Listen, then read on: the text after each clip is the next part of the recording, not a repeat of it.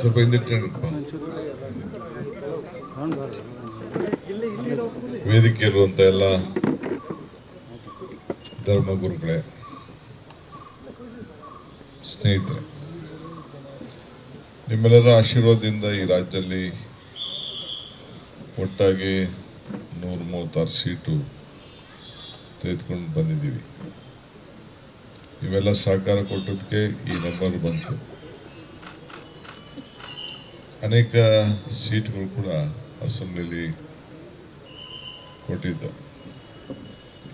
ಕೆಲವರು ಗೆದ್ದರು, ಕೆಲವರು ಗೆಲ್ಲಿಲ್ಲ. ಸೊ ನಮ್ಮ ಏನು ಕ್ಯಾಬಿನೆಟ್ ತೀರ್ಮಾನ ಏನು ನಡೀತು, ಇದು ನಮ್ಮ ಪಕ್ಷದ ವರಿಷ್ಠರೇ ತೀರ್ಮಾನ ಮಾಡಿದಂಥ ವಿಚಾರ. ನಾನು ಕೂಡ ನಮ್ಮ ಪಕ್ಷ ಅಧಿಕಾರಕ್ಕೆ ಬಂದ ಮೇಲೆ ನನ್ನೇ ಮುಖ್ಯಮಂತ್ರಿ ಮಾಡ್ತಾರೆ ಅಂತೇಳಿ ನಿರೀಕ್ಷೆ ಮಾಡ್ಕೊಂಡಿದ್ದೇನೆ. ಆದರೆ ಪಕ್ಷ ಹೇಳ್ತು, ಇಲ್ಲ ಸಿದ್ದರಾಮಯ್ಯನವ್ರಿಗೂ ಒಂದು ಅವಕಾಶ ಮಾಡ್ಕೊಡೋಣ, ಇಬ್ಬರು ಶೇರ್ ಮಾಡ್ಕೊಳ್ಳಿ ಅಂಥೇಳಿ ನನಗೆ ಮಾರ್ಗದರ್ಶನ ಕೊಟ್ಟರು. ಈ ಗುಟ್ಟು ಕೆಲವ್ರ ಹತ್ರ ಬಿಟ್ಟರೆ ಎಲ್ಲ ಯಾರ ಜನ ಇರಲಿಲ್ಲ. ಈ ಗುಟ್ಟು ಬರೀ ನಾವು 3-4 ಜನ ಹತ್ರ ಮಾತ್ರ ಇತ್ತು.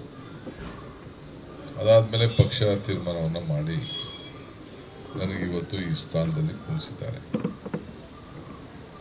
ನಾನು ಎಲ್ಲ ಜಾತಿ ಎಲ್ಲ ಧರ್ಮದವನ್ನು ಒಟ್ಟಿಗೆ ತೆಗೆದುಕೊಳ್ಬೇಕಾದ್ದು ನಮ್ಮ ಧರ್ಮ. ಮೂಲ ನಮಗೆ ಸಂವಿಧಾನದ ಮೇಲೆ ನಾವೆಲ್ಲ ನಡ್ಕೊಳ್ತಾ ಇದ್ದೀವಿ. ಕಾಂಗ್ರೆಸ್ಸು ಯಾವಾಗಲೂ ಕೂಡ ನೀವು ಕಾಂಗ್ರೆಸ್ನ ತಪ್ಪಿಕೊಂಡಿದ್ದೀರಿ, ಕಾಂಗ್ರೆಸ್ ನಿಮ್ಮನ್ನು ತಪ್ಪಿಕೊಂಡಿದೆ, ಇಬ್ಬರು ಒಟ್ಟಿಗಿದೆ. ಸಲೀಮ್ರವ್ರಿಗೆ ಒಳ್ಳೇದಾಗಬೇಕು ಅಂತೇಳಿ ತಾವೆಲ್ಲ ಬಂದಿದ್ದೀರಿ. ನೀವು ಸಲೀಮ್ ಕೇಳಿ ನೋಡಿ.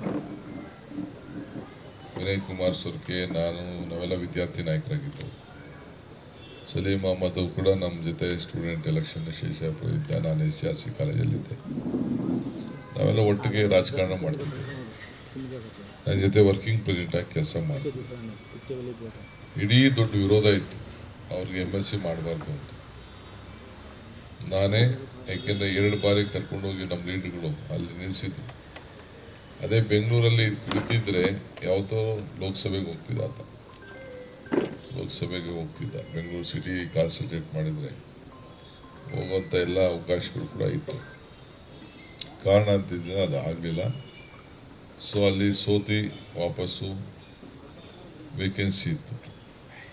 ನ್ಯಾಷನಲ್ ಲೆವೆಲಲ್ಲೂ ಹೋಗೋ ಅವಕಾಶ ಇತ್ತು. ನ್ಯಾಷನಲ್ ಲೆವೆಲ್ ಕೂಡ ಬೆಳೆದ. ಬೇಕಾದಷ್ಟು ಹಿಂದೆ ಕೃಷ್ಣವ್ರ ಕಾಲದಲ್ಲಿ ಮಂತ್ರಿ ಆಗಬೇಕು ಅಂತ ಪ್ರಯತ್ನ ಪಟ್ಟಾಗ ನಾವು ಚೀಫ್ ವಿಪ್ ಕೂಡ ಅವತ್ತಿನ ಕಾಲದಲ್ಲಿ ನಾನೇ ಮಾಡಿಸಿದ್ದೆ ಚೀಫ್ ವಿಪ್.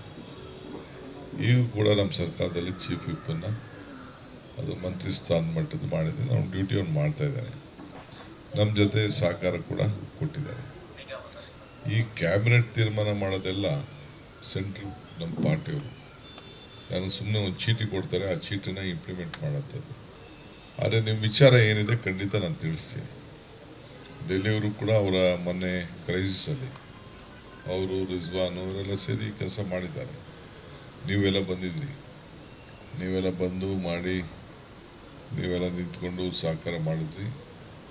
ಏನು ಹೆಚ್ಚು ಕಮ್ಮಿ ಆಯಿತು, ಚರ್ಚೆ ಆಯಿತು, ಅದೆಲ್ಲ ಈಗ ನಾನು ಚರ್ಚೆ ಮಾಡೋಕ್ಕೆ ಓಕೆ, ನಾನು ತಯಾರಿಲ್ಲ. ನಾನು ರೆಹಮಾನ್ ಖಾನ್ ಮಗನ್ನ ರಾಜ್ಯಸಭೆಗೆ ನಿಲ್ಲಿಸಿದ್ದೆ ವಸತಿ. ಎಲ್ಲ ನಗ್ತಿದ್ರು.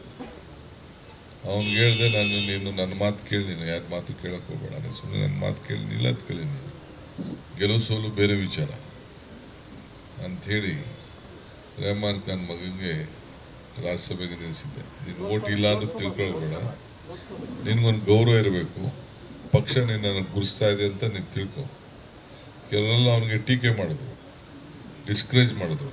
ನಾನು ಹೇಳಿದೆ, ನೀನು ಇದು ಮುಂದಕ್ಕೆ ಒಂದು ಫೌಂಡೇಶನ್ಗೆ ಏನೋ ನಾವು ನೀನು ನಿಲ್ಲಿಸಿರ್ತೀವಿ, ಗೆಲ್ಲಬೇಕು ಅಂತ ಅಲ್ಲ, ನಿನ್ನ ಪಕ್ಷ ನೀನು ಗುರುಸಿದೆ ಅನ್ನೋದು ತಿಳ್ಕೊ, ನೀನು ನಿಂತ್ಕೊ ಅಂತ ಹೇಳಿದೆ. ನಿಂತ್ಕೊಂಡ. ಇವತ್ತು ಆಟೋಮೆಟಿಕ್ಕಾಗಿ ನಾವೆಲ್ಲ ಸಿದ್ದರಾಮಯ್ಯವ್ರಿಗೆ ಆಫರ್ ಮಾಡಿದ್ವು, ರಾಜ್ಯಸಭೆಗೆ ನೀವು ನಿಂತ್ಕೋಬೇಕು ಅಂತೇಳಿ ನಾವು ಆಫರ್ ಮಾಡಿದ್ವಿ. ಅವ್ರು ಬೇಡ ಅಂತ ಹೇಳಿದ ಕೊನೆಗೆ ನಾವೆಲ್ಲ ಕೂತ್ಕೊಂಡು ನಾನು ಸಿದ್ದರಾಮಯ್ಯನವರು ಹೈಕಮಾಂಡ್ ಎಲ್ಲ ಸೇರಿ ಭಾಳ ಕಡಿಮೆ ಓಟಲ್ಲಿ ಬೆಂಗಳೂರು ಸಿಟಿಲಿ ಲೋಕಸಭೆಗೆ ಸೋತಿದ್ದ. ತಿರ್ಗಿ ಇವತ್ತು ನಾವು ಅವ್ರಿಗೆ ರಾಜ್ಯಸಭೆಗೆ ಒಂದು ಅವಕಾಶನ ಮಾಡಿಕೊಟ್ಟಿದ್ದೀವಿ. Very youngster, very prominent youngster. ಹಾಗೆ ಸೊ ಎಲ್ಲ ಸಂದರ್ಭದಲ್ಲೂ ಕೂಡ ನಾವು ಮೈನಾರಿಟೀಸ್ಗೆ ಒಂದೊಂದು ಸೀಟನ್ನು ಮಾಡ್ಕೊಂಡು ಬರ್ತಾಯಿದ್ವಿ. ಅಲ್ಲೂ ಕೂಡ ದಾವಣಗೆರೆಯಲ್ಲಿ ನಾನು ಮಲ್ಲಿಕಾರ್ಜುನ್ ನಾವಿಬ್ಬರು ಮಾತಾಡ್ಕೊಂಡಿದ್ದು. ಆತ ಕೂಡ ಒಂದು ಸ್ಟೇಜಲ್ಲಿ ಒಪ್ಕೊಂಡಿದ್ದ. ಬಟ್ ಕೆಲವು ಕ್ಯಾಂಡಿಡೇಟ್ಸ್ ವಿಚಾರದಲ್ಲಿ ಸ್ವಲ್ಪ ಸಮಸ್ಯೆ ಆಯಿತು. ಈಗ ಪಕ್ಷದಲ್ಲಿ ಎಲ್ಲರಿಗೂ ಎಲ್ಲ ಅಧಿಕಾರ, ಈಗ ನನಗೆ ಅಧಿಕಾರ ಸಿಕ್ಕಲಿಲ್ಲ, ನನಗೆ ಕೊಡಲಿಲ್ಲ. ಇಲ್ಲ ಸಿದ್ದರಾಮಯ್ಯನು ನನ್ನ 3 ತಿಂಗಳು 4-6 ತಿಂಗಳು ಮಾಡ್ಕೊಂಡಿರಲಿಲ್ಲ. ನಾನು ಸುಮ್ಮನೆ ಇದ್ದೆ.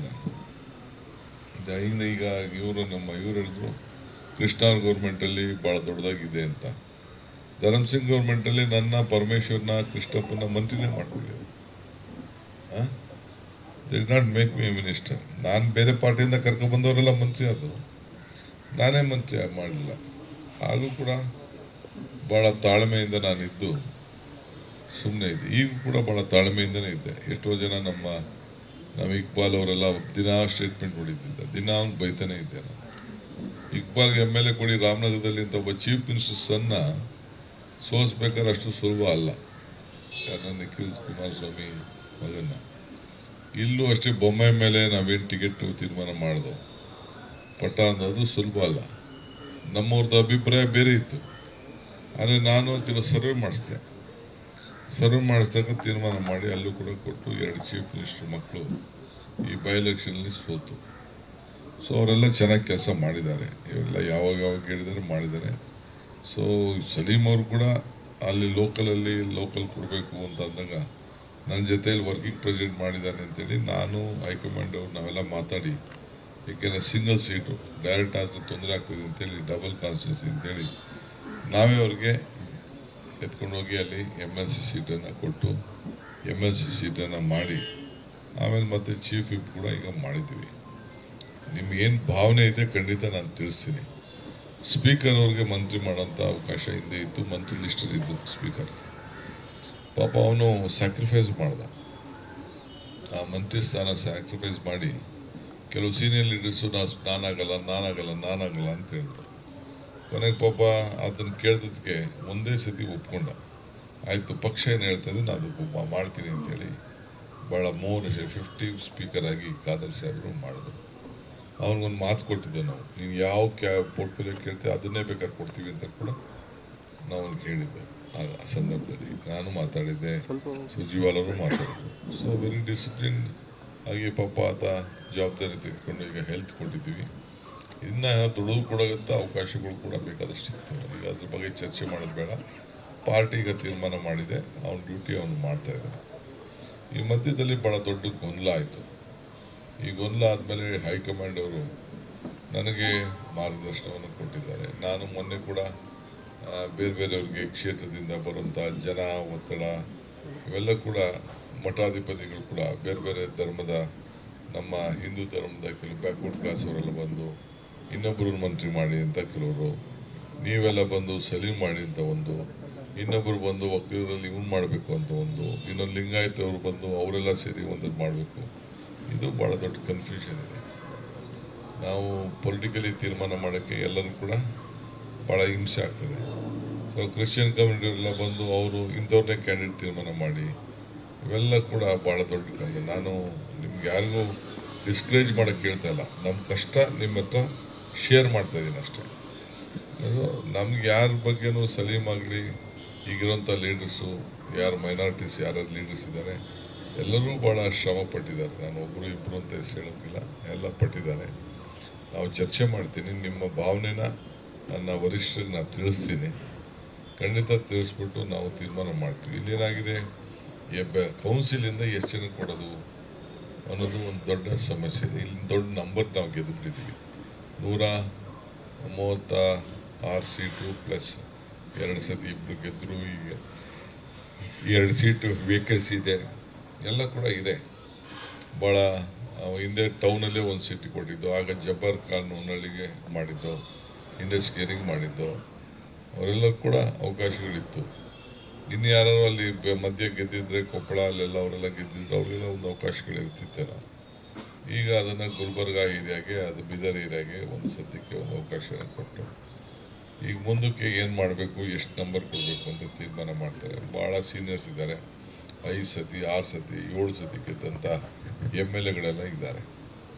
ಅವರೆಲ್ಲ ಏನೂ ಆಗಿಲ್ಲ. ಈಗ ನೀವು ನೋಡಿದಿರಲ್ಲ, ದೊಡ್ಡ ಸೀನಿಯರ್ಸು ಎಷ್ಟೋ ಜನಕ್ಕೆ ನಾವು ಇನ್ನೂ ಕಂಪ್ಲೀಟ್ ಮಾಡೋಕ್ಕೆ ಆಗಿಲ್ಲ. ಸೊ ಈಗ ಫಸ್ಟು ಸರ್ಕಾರ ನಾವು ತರಬೇಕು. ಅವರು ನೀವು ಬಂದು ಹೇಳಿರ್ತೀರಿ, ನಿಮ್ಗೆ ಗೌರವ ಕೊಡಬೇಕು. ಅಕಸ್ಮಾತ್ ಎಲ್ಲರಿಗೂ ಗೌರವ ಕೊಡೋಕ್ಕಾಗಲ್ಲ ಅಂದರೆ ಇನ್ನೊಬ್ಬರು ಬಂದು ಹೇಳಿರ್ತಾರೆ, ಅವ್ರಿಗೆ ಗೌರವ ಕೊಡಬೇಕು. ಸೊ ವೈಷಮ್ಯ ಆಗೋದು ಬೇಡ. ನಿಮ್ಮ ಭಾವನೆನ ಖಂಡಿತ ನಾನು ತಿಳಿಸ್ತೀನಿ. ಎಲ್ಲ ಥರದ ಹಕ್ಕು ಎಲ್ಲರೂ ಕೂಡ ಇದೆ. ಫಸ್ಟ್ ಟೈಮರ್ಸ್ ಕೆಲವರು, ಈಗ ನಾನು, ನಾಡಗೌಡ, ನಜೀರು, ನಮ್ಮ ರಾಜಾಮರೇಶ್ ನಾಯ್ಕು, ಜಾರ್ಜು, ಇವರೆಲ್ಲ ನಾವೆಲ್ಲ ಫಸ್ಟ್ ಟೈಮರ್ಸ್. ಬಂಗಾರಪ್ಪ ಗೌರ್ಮೆಂಟಲ್ಲಿ ಮಂತ್ರಿ ಆದವರು ಫಸ್ಟ್ ಟೈಮಲ್ಲಿ ನಾವೆಲ್ಲ, ನಾನು, ಜಾರ್ಜು, ನಜೀರು, ಅಪ್ಪಾಜಿ ನಾಡಗೌಡ, ರಾಜಾಮರೇಶ್ ನಾಯ್ಕು, ಎಸ್ ರಮೇಶ, ಉಸ್ತಾದು, ನಾವೆಲ್ಲ ಫಸ್ಟ್ ಟೈಮಲ್ಲಿ ನಾವೆಲ್ಲ ಮಂತ್ರಿ ಆದವರು. ಈಗ ಸಂದರ್ಭ ಇಲ್ಲ. ಆಗ ನಾನು ಎಷ್ಟೋ ಸತಿ ಹೇಳ್ತಾ ಇದ್ದೀನಿ, ಹೊಸಬ್ರಿಗೆ ಅವಕಾಶ ಕೊಡಬೇಕು, ನ್ಯೂ ಫೇಸಸ್ ಬರಬೇಕು ಅನ್ನೋದು ಕೂಡ ನಮಗೂ ಕೂಡ ಇದೆ. ಹೊಸ ಪ್ಲೇಟ್ ಡೆಲ್ಲಿಯವರು ಕೂಡ ಅದನ್ನು ಆಲೋಚನೆ ಮಾಡ್ತಾ ಇದ್ದಾರೆ. ಬಟ್ ಅವ್ರನ್ನಂತ ಏನು ಡಿಸ್ಕಸ್ ಮಾಡೋಕ್ಕೆ ಹೋಗಿಲ್ಲ. ನಾನು ಖಂಡಿತ ನಿಮ್ಮ ಭಾವನೆ ನಾನು ತಿಳಿಸ್ತೀನಿ. ನಂದೇನು ಅಭ್ಯಂತರ ಇಲ್ಲ. ನಾನು ಯಾವ ಗುಂಪು ಮಾಡೋಕ್ಕೂ ನನಗೆ ಇಂಟ್ರೆಸ್ಟ್ ಇಲ್ಲ, ಯಾವ ಫಾಲೋ ಮಾಡಬೇಕು ಇಲ್ಲ. ನಮ್ದು ಒಂದೇ ಒಂದು ಗುಂಪು, ಕಾಂಗ್ರೆಸ್ ಗುಂಪು ಅಷ್ಟೇ. ಒಂದೇ ಒಂದು ಜಾತಿ, ಕಾಂಗ್ರೆಸ್ ಜಾತಿ. ಒಂದೇ ಒಂದು ಧರ್ಮ, ಕಾಂಗ್ರೆಸ್ ಧರ್ಮ. ನಮ್ಮದು ಇದರಲ್ಲಿ ನಾವು ಇಟ್ಕೊಂಡಿರೋದು, ನಮ್ಮ ಸಂವಿಧಾನದಲ್ಲಿ ಇಟ್ಕೊಳ್ಳಿ. ಆಮೇಲೆ ನಮ್ಮ ರಾಜ್ಯದ ಖರ್ಗೆ ಸಾಹೇಬರು ಇದ್ದಾರೆ, ಅವರು ಕೂಡ ಇದ್ದಾರೆ. ಭಾಳ ಅವರು ಕೂಡ ಎಲ್ಲ ಥರದ ಆಲೋಚನೆ ಕೂಡ ಅವರು ಮಾಡ್ತಾರೆ. ಸೊ ಅವ್ರಿಗೂ ಕೂಡ ಅನೇಕ ಇಕ್ಕಟ್ಟುಗಳು ಕೂಡ ಖರ್ಗೆ ಸಾಹೇಬರಿದೆ. ಅವರೇ ಲಾಸ್ಟ್ ಟೈಮು ಇಲ್ಲ ನಾರ್ತ್ ಕರ್ನಾಟಕ ಕೊಡಲೇಬೇಕು ಅಂತೇಳಿ ನಮ್ಮ ರಹೀಮ್ ಖಾನ್ಗೆ ಅವರೇ ಅದನ್ನು ಭಾಳ ಒತ್ತಡ ಮಾಡಿ, ಒಂದೇ ಜಿಲ್ಲೆಗೆ ಇಬ್ಬರಿದ್ರೂ ಕೂಡ ರಹೀಮ್ ಖಾನ್ ಕೊಡಬೇಕು ಅಂತೇಳಿ ಅವರೇ ಅವಕಾಶ ಮಾಡಿಕೊಟ್ಟಿದ್ದಾರೆ. ಸೊ ನಿಮ್ಮ ಭಾವನೆ ತಿಳಿಸ್ತೀನಿ. ನಿಮ್ಮ ಜಿಲ್ಲೆಯಿಂದನೇ, ನಿಮ್ಮ ಧಾರವಾಡಿಂದನೇ ಈಗಾಗಲೇ ಲಂಬಾಣಿಯವ್ರಿಗೆ ಈಗ ತಾನೇ ನನಗೆ ಲಂಬಾಣಿಯವರೆಲ್ಲ ಬಂದು ಭೇಟಿ ಮಾಡಿದ್ರು. ನಮ್ಮ ಕುಡಿ ಅಂತ ಮರಾಠಿಯವ್ರು ಬಂದಿದ್ದರು, ಅವ್ರು ಭೇಟಿ ಮಾಡಿದ್ರು. ಆಮೇಲೆ ಬ್ಯಾಕ್ವರ್ಡ್ ಕ್ಲಾಸ್ ಅವರೆಲ್ಲ ಬಂದಿದ್ದರು, ಅವರು ಲಾಡ್ ಕೊಡಿ ಅಂತ ಬ್ಯಾಕ್ವರ್ಡ್ ಕ್ಲಾಸ್ ಅವರೆಲ್ಲ ಅವ್ರು ಬಂದು ಹೇಳ್ತಿದ್ರು. ಇನ್ನೊಬ್ಬರು ಶ್ರೀನಿವಾಸ ಮನೆ ಕೊಡಿ ಆ ಭಾಗದಲ್ಲಿ ಅಂತ ಅವ್ರು ಹೇಳ್ತಿದ್ರು. ಕುರುಬ ಸಮಾಜದವರು ಅವ್ರ ಲೀಡರ್ಸ್ ಎಲ್ಲ ಬಂದು ಶಿವಣ್ಣವ್ರು ಕೊಡಬೇಕು ನೀವು ಅಂತ ಅವ್ರು ಹೇಳ್ತಾಯಿದ್ರು. ಸೊ ಹೀಗೆ ಲಕ್ಷ್ಮಣ್ ಸವದಿ ಅವ್ರು ಡೆಪ್ಟಿ CM ಆಗಿ ಕಷ್ಟ ಕಾಲದಲ್ಲಿ ನಾವು ಅವ್ರಿಗೆ ಮಾತು ಕೊಟ್ಟಿದ್ದೋ, ಅವ್ರು ಮಾಡಿ ಅಂತ ಅವ್ರು ಬಂದು ಕೇಳ್ತಾ ಇದ್ದಾರೆ. ಹೀಗೆ ಬೇರೆ ಬೇಕಾದ್ರೆ ಎಲ್ಲ ಇದೆ. 5 ಸತಿ 6 ಸತಿ ಕೆಲವರೆಲ್ಲ ಅಸೆಂಬ್ಲಿಲಿ ಗೆದ್ದಂಥವ್ರು, ಮಹೇಶ್ ಕೌಜಲ್ಗಿ ಅವರು ಕೂಡ ಇದ್ದಾರೆ. ಇವೆಲ್ಲ ಕೂಡ ಭಾಳ ಇದೆ. ಆಮೇಲೆ ನಿಮ್ಮ ಅಪ್ಪಾಜಿ ನಾಡಗೌಡ, ಅವನು 6 ಸತಿ ಅವ್ರು 6 ಸತಿ ಗೆದ್ದವರು. ನನ್ನ ಜೊತೆ ಹಿಂದೆ ಮಂತ್ರಿ ಆಗಿದ್ದರು, ಅವ್ರು 6 ಸತಿ ಗೆದ್ದಿದ್ದಾರೆ. ಶಿವಾನಂದ ಪಾಟೀಲ್ ಕೂಡ ಇದ್ದಾರೆ. ಇನ್ನೊಬ್ಬ ನಮ್ಮ ಇವರಿದ್ದಾರೆ, ಯಶವಂಗೌಡ ಪಾಟೀಲು, GS ಪಾಟೀಲು. ನಮ್ಗೆ ಅವಕಾಶನೇ ಕೊಟ್ಟಿಲ್ಲ, ಬರೀ HK ಪಾಟೀಲ್ ಕೊಡ್ತಾಯಿದ್ರಿ. ನೀವು ಅವ್ರು HK ಪಾಟೀಲ್ ಬರಲಿ ನಮ್ಗೆ ಕೊಡಿ ಅಂತ ಅವ್ರು ಗಲಾಟೆ ಮಾಡ್ತಾಯಿದ್ದಾರೆ. ಹಿಂಗೆ ಇರೋದು ಒಂದೊಂದು ಜಿಲ್ಲೆಗೆ ಒಂದೊಂದು ಪೋಸ್ಟ್ ಇದೆ. ಕೆಲವು ಜಿಲ್ಲೆಯಲ್ಲಿ ಕೊಡೋಕ್ಕೆ ಆಗಲ್ಲ. ಇಂಥ ಸಮಸ್ಯೆ ಎಲ್ಲ ಕೂಡ ನಮಗಿದೆ. ಬಹುಶಃ ಅದೆಲ್ಲ ಅರ್ಥ ಮಾಡ್ಕೊಳ್ತೀರಿ. ಬಟ್ ನಾವು ಪಕ್ಷಕ್ಕೆ ಯಾವ ರೀತಿ ಬಳಸ್ಕೊಳ್ಬೇಕು, ಸರ್ಕಾರದಲ್ಲಿ ಯಾವ ರೀತಿ ಬಳಸ್ಕೊಳ್ಬೇಕು, ಯಾರನ್ನ ಯಾವ ಟೈಮ್ ಮಾಡಬೇಕು, ಕೆಲವು ಸ್ಯಾಕ್ರಿಫೈಸು ಕೂಡ ಮಾಡಬೇಕಾಗ್ತದೆ.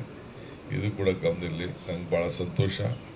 ನಾನು ನೀವು ಬರ್ತಾಯಿದ್ದೀನಿ ಅಂತ ಬಂದು ಅಂತ ಹೇಳಿದಾಗ ಆಯ್ತಪ್ಪ ಬರಲಿ ಭೇಟಿ ಮಾಡೋಣ. ನನಗೆ ಕೆಲವು ಸಂದರ್ಭದಲ್ಲಿ ಹೇಳಿದರು, ನಾನು ಮಧ್ಯ ಇವ್ರಿಗೆ ಹೇಳಿದ್ದೆ, ನಮ್ಮ ಕಾದರ್ಗೆ.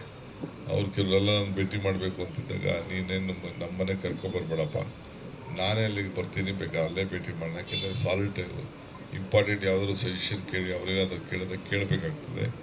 ಕೇಳ ಅಂತೇಳಿ ಕಾದರ್ಗೆ ನಿಜ ಮನೆಯಲ್ಲೇ ಒಂದು ಅರೇಂಜ್ಮೆಂಟ್ ಮಾಡೋದು, ನಾನು ಅಲ್ಲೇ ಬರ್ತೀನಿ ಅಂತ ಕೂಡ ನಾನು ಹೇಳಿದ್ದೇನೆ.